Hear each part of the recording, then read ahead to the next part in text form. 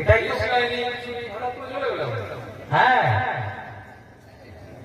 মন্ত্র সাজে মন্ত্র তো বটেই, দেখি আমার আছে না, পোশাক ওই তো করছে।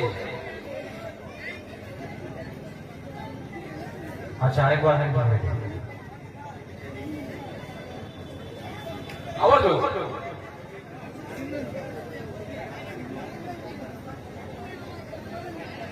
সাংঘাতিক মন্ত্র শিখিয়ে দিয়েছে সবাইকে।